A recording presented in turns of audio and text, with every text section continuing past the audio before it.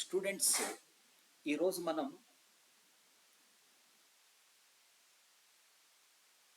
ఎన్బిహెచ్ఎం అంటే national board of higher mathematics PhD ఈ ఎగ్జామ్లోను మరియు మనకు సిఎస్ఐఆర్ నెట్లో కూడా ఈ ప్రాబ్లం ఇచ్చాడనమాట. చాలా చక్కటి ప్రాబ్లం అడిగాడు. ఓకే, చాలా చక్కటి ప్రాబ్లం మనకు ఇచ్చాడనమాట. Okay, right.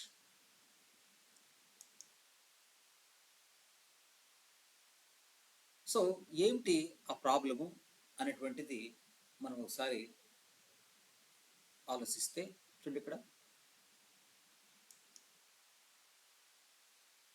ఆ ప్రాబ్లం మీరు జాగ్రత్తగా వినండి. Let A equals to 1 1 1 0 and alpha n and beta n are eigenvalues of a power n matrix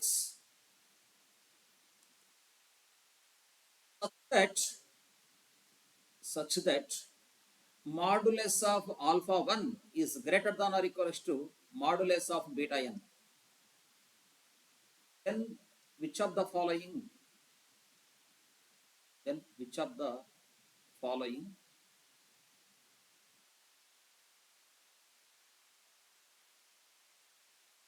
is or true అంటున్నాడు.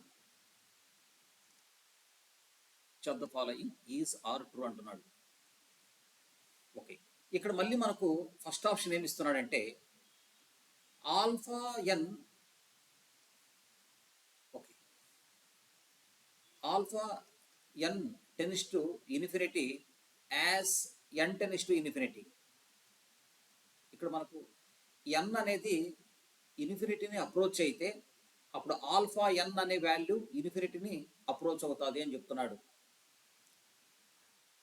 n is approach to 0 as n tends to infinity. Third option ఏమి ఇస్తున్నాడంటే beta n is positive. Beta n is positive if n is even.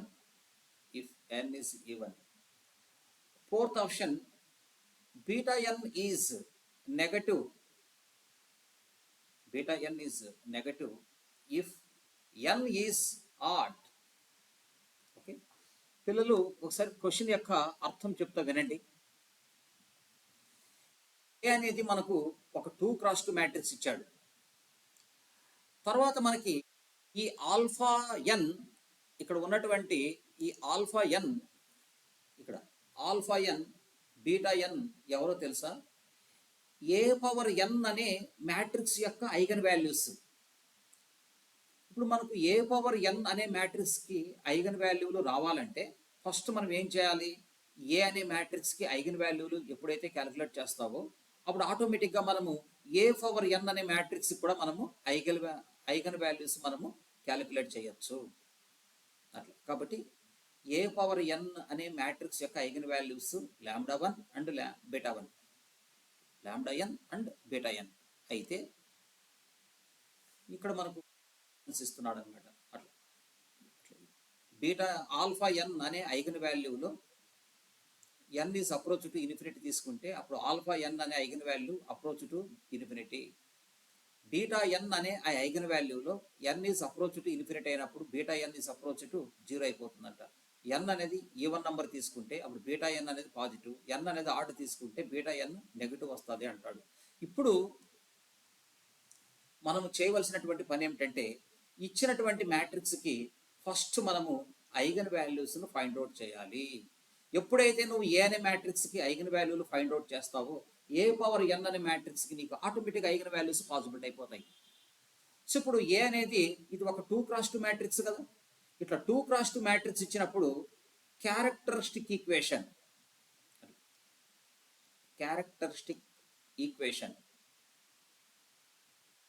So ఇక్కడ characteristic equation ఏమవుతుందంటే 2x2 ఇచ్చినప్పుడు lambda square minus trace of A into lambda plus determinant of A equals to 0.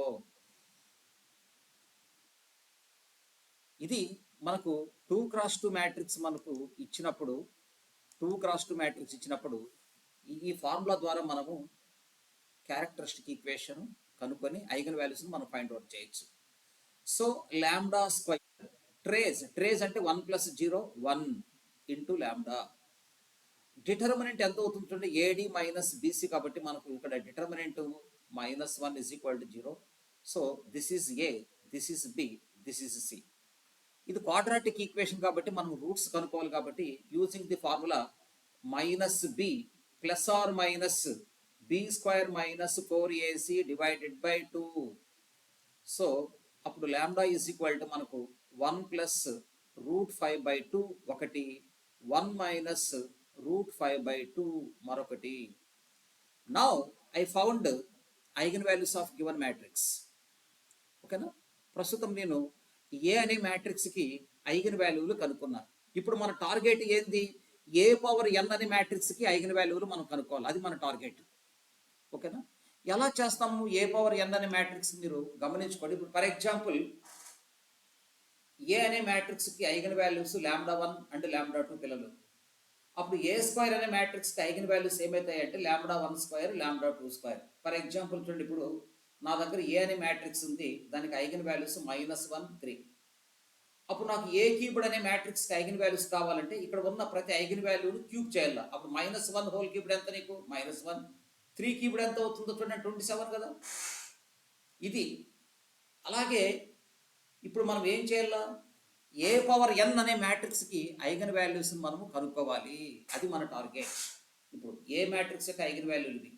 Yes, a⁴n eigen values, a⁴n eigen values are చూడప్పుడు alpha n అంటే చూడండి దీనికి. అప్పుడు a⁴n అనే మ్యాట్రిక్స్కి ఎంత అవుతుందో చూడమ్మా, 1 + √5/2 కదా. ఇప్పుడే కదా మీకు చెప్పాను చూడండి, ఏ మ్యాట్రిక్స్కి ఐగన్ వాల్యూస్ ఈ విధంగా ఉంటే అప్పుడు a³ అన్నప్పుడు ప్రతి ఐగన్ వాల్యూకి మనం క్యూబ్ వేయాలి. అట్లా a⁴n అన్నప్పుడు ప్రతి ఐగన్ వాల్యూకి మనం ఏం చేయాలో పవర్ n చేయాలి. This is alpha n. అలాగే దిస్ ఈజ్ బీటా n, 1 - √5/2 ఇది బీటా. చూస్తున్నారా?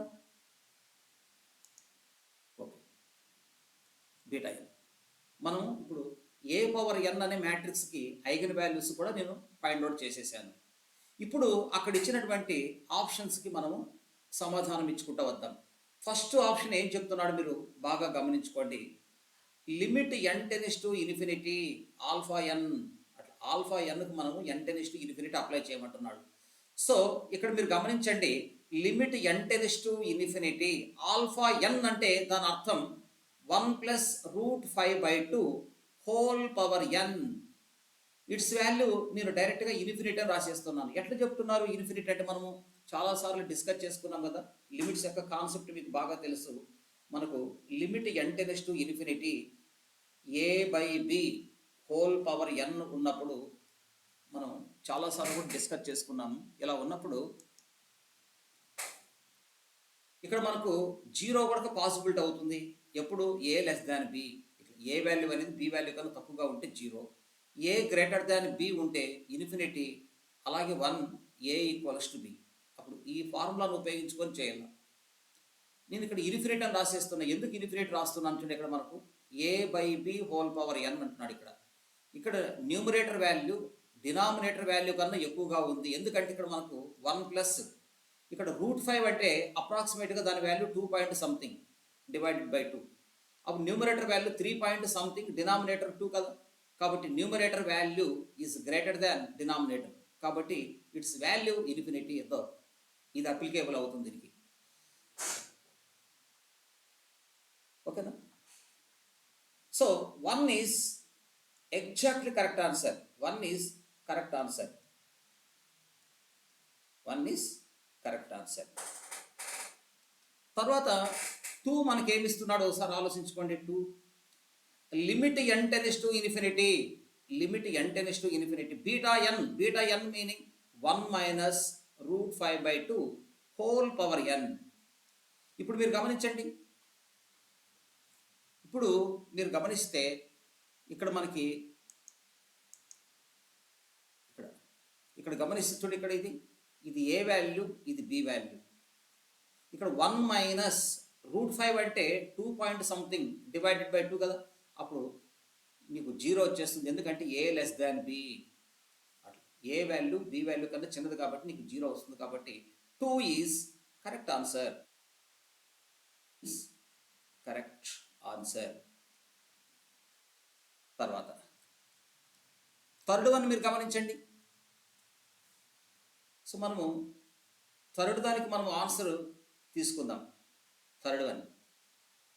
సో మనకు బీటా ఎన్ ఏమిస్తున్నాడు, 1 మైనస్ రూట్ 5/2 హోల్ పవర్ ఎన్. వాడు ఏం చెప్తున్నాడంటే చూడండి, ఇక్కడ మనకు ఎన్ ఈజ్ ఈవన్. ఎన్ అనేది మనం ఈవన్ నెంబర్ పెట్టుకుందాము. మీరే ఒకసారి అబ్జర్వ్ చేయండి. ఇక్కడ మనము ఎన్ అనేటువంటిది ఈవన్ నెంబర్ పెట్టుకుంటే ఏం జరుగుతుంది ప్లీజ్. ఇప్పుడు beta N is equal to 1 minus, for example నాకు ఈవన్ నెంబర్ అన్నప్పుడు నేను ఎన్ దగ్గర 2 తీసుకుంటాను. అది ఎన్ దగ్గర 2 పెట్టుకుంటాను. అప్పుడు 1 మైనస్ రూట్ 5/2 హోల్ పవర్ 2 కదా. ఇది ఈ ఎగ్జాంపుల్ కూడా మనకు అవసరం లేదు, ఇక్కడే తెలిసిపోతుంది. చూడు, ఇక్కడ ఒకవేళ ఇది ఈవన్ నెంబర్ కదా, ఇక్కడ నెగటివ్ వచ్చినా దాని పవర్లో ఈవన్ నెంబర్ ఉంటే అప్పుడు ఆటోమేటిక్గా నీకు పాజిటివే కదా వచ్చేది. ఇక్కడ దీని వాల్యూ నెగిటివ్ వచ్చినా పైన పవర్లో ఏముంది, ఈవన్ నెంబర్ ఉన్నప్పుడు నీకు ఆటోమేటిక్గా పాజిటివే కదా వచ్చేది. కాబట్టి చూడు, ఇక్కడ ఇదంతా నెగిటివ్కి ఈవన్ పవర్ అప్లై చేస్తే నీకు ఏమవుతుంది, గ్రేటర్ దాన్ జీరో అంటే అర్థం ఏమిటి, పాజిటివే కదా. కాబట్టి ఈవన్ పవర్ ఉన్నప్పుడు నెగిటివ్ వచ్చినా పాజిటివ్ వచ్చినా నీకు పాజిటివే వస్తుంది. కాబట్టి ఇది ఆల్వేస్ పాజిటివే, గుర్తుపెట్టుకోండి, ఈవన్ పవర్ ఉన్నప్పుడు. సో అప్పుడు 3 ఈజ్ ద కరెక్ట్ ఆన్సర్ కదా. ఓకేనా. So 3 is correct answer. Next fourth వన్ను చెక్ చేస్తానమ్మా. ఫోర్త్ వన్ ఏమి ఇస్తున్నాడు చూడండి, మనకు beta N is equal to 1 minus root 5/2 whole power N.